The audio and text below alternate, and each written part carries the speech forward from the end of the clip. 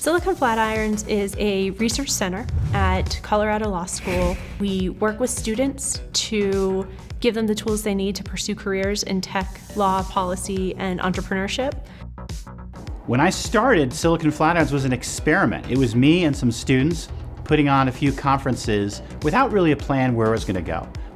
My initial motivation was because I didn't believe you could have impactful policy discussions unless you brought people together across different disciplines. Silicon Flatirons Center has given me an image of what a team can look like. And it really made Boulder into a location that was seen as on par with DC or Silicon Valley and other places around the country that are leading thought centers in the field of law and tech. What's excited me the most is to see it grow, but not only just grow in terms of the number of people attending our different events, but growing in terms of the different areas that we have been involved in. When a law student says, I've got a passion for understanding the intersection of technology and law, but where do I get started with that? What Flatirons provides is a position to actually go angle for a job during their second summer where they're actually going to get to be involved directly in setting tech policy or in advocating around tech policy.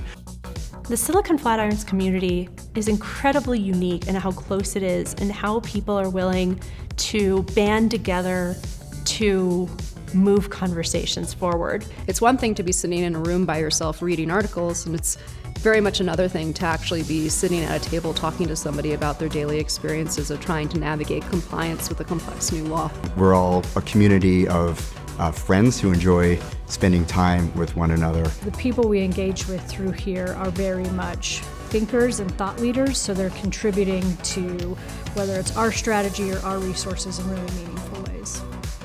Silicon Flatirons has changed the dynamic between Colorado law and the surrounding community as well as the national community. One of the great joys of my profession is talking to people who are really early in their careers and helping them get excited about what you're excited about. We get the types of people in the room that everyone thinks should be talking to one another, but often are not. I get to work with students, I get to work with attorneys, I get to work with policymakers at the intersection of all these issues. Students are first and foremost, so everything is generally student-driven. And it is centered around people who are wanting to engage with students.